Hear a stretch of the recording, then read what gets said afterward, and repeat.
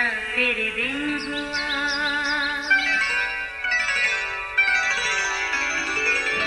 नया फिर दिन हुआ, पुरानी रात का करे सो शुक्र हम खुदा की जात का, खुदा की जात का नया फिर दिन हुआ। आज की आयत, सो तू मजबूत हो जा, हौसला रख, क्योंकि तू इस कौम को उस मुल्क का वारिस कराएगा जिसे मैंने देने की कसम उनके बाप दादा से खाई। यशवा पहला बाब 6 आयत। अजीज़ों, कठिन हालात और ग़ुलामी के दौर में पैदा होने वाला वो बच्चा मूसा यकीनन आपको याद होगा। एक टोकरी में पड़ा पानी की लहरों पर तैरता मूसा अपने आसपास के माहौल और हालात के ख़तरों से बेखबर था, मगर आसमान पर बैठे खुदा की निगाह मुसलसल उसकी निगहबान थी, क्योंकि वो खुदा के बड़े मंसूबे का चुनिंदा और अहम किरदार बनने वाला था। उसकी गैर मुतवक्का तौर पर इब्तदाई परवरिश उसी के घर अपनी माँ के ज़ेर साया हुई। वो कौन है, उसके आबा व अजदाद, उसकी कौम और उसका खुदा कौन है, हर एक के बारे में वो अच्छे से जान गया था। फिर मूसा की माँ की तरबियत ने उसे मजबूत असाब का मालिक भी बना दिया।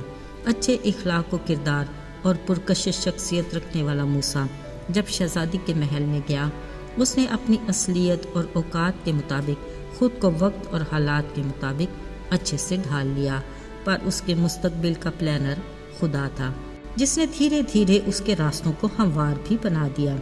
आखिरकार वो मुख्तलिफ मराहल तय करता हुआ उस जगह पर जा पहुंचा जो खुदा का उसकी ज़िंदगी के लिए मकसद था। कलाम मुक़द्दस के मुताबिक वो इसराइल कौम का फ़िरौन की ग़ुलामी से छुड़ाने का वसीला बना।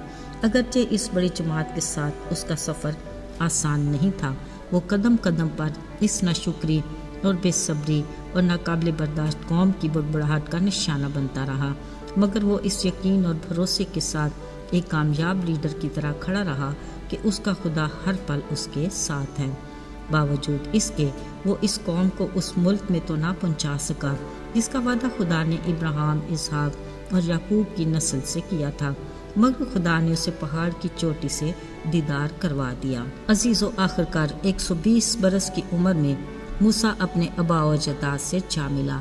उसने अपने जीते जी सारी कौम के सामने खुदा के हुक्म से अपने बदले यशवा को बनी इसराइल का रहनुमा मुकर्रर कर दिया था।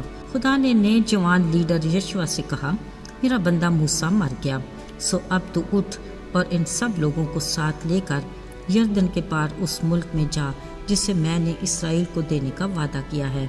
खुदा ने यशवा को बड़ा हौसला दिया और कहा, तेरी ज़िंदगी भर कोई शख्स तेरे सामने खड़ा ना रह सकेगा। जैसा मैं मूसा के साथ था वैसे ही तेरे साथ रहूँगा। मैं ना तुझसे दस्तबरदार हूँगा और ना ही कभी तुझे छोड़ूंगा। सो मजबूत हो जा और हौसला रख, क्योंकि तू इस कौम को उस मुल्क का वारिस कराएगा जिसे मैंने उनको देने की कसम उनके बाप दादा से खाई।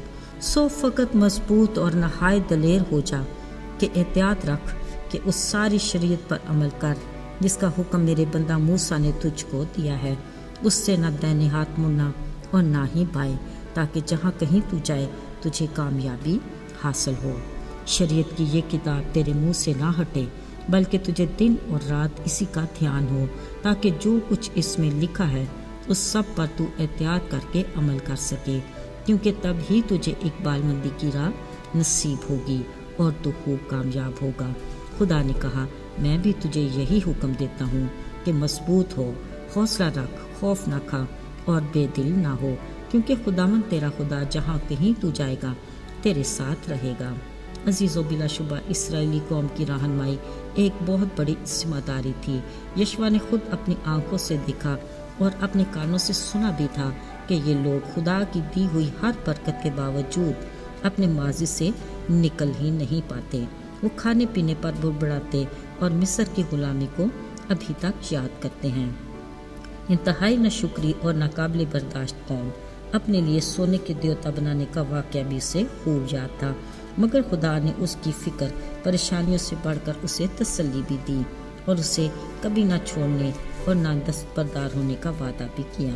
اسے کامیابی اور اقبال مندی کی راہ بھی دکھا دی اور اپنے آئین اور احکام پر عمل کرنے کی برکات سے بھی آگاہ کر دیا۔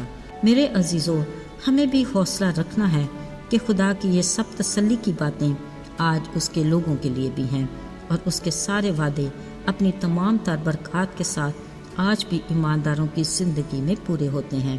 ان سب باتوں کے لیے وہ صرف ہم سے اس بات کی توقع کرتا ہے کہ ہم دن اور رات اس کے کلام پر دھیان دیں اور عمل بھی کریں۔ عزیزو، خدا جب ہمیں کسی بھی پلان کا حصہ بناتا اور کوئی ذمہ داری عطا کرتا ہے تو وہ اس کے مطابق ہمیں ہمت، حوصلہ اور دلیری بھی دیتا ہے۔ پر سوچنا یہ ہے، کیا ہم جانتے ہیں کہ ہمارے لیے اس کا کیا پلان ہے؟